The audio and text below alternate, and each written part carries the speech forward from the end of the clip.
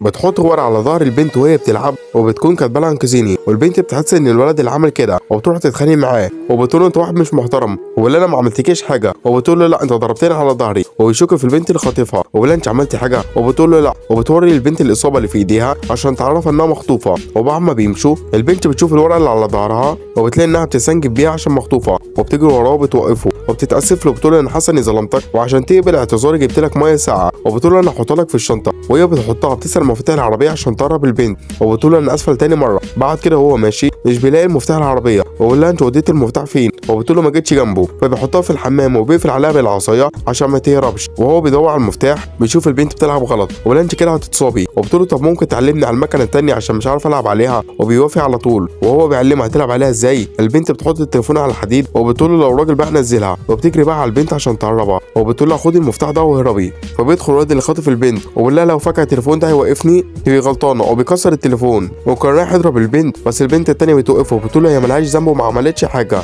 وبيقول لها على اللي انت عملتيه ده انا مش هسيبك لما نروح. والبنت بتند عليه، اول ما بيبص عليها بتديله بالبنيه في وشه وبيخليه يغمى عليه، وبتقول له خدي المفتاح وهربي انت بسرعه، وبتقول لها لا انا مش همشي غير لما البوليس يجي عشان الشخص ده اذاني جدا.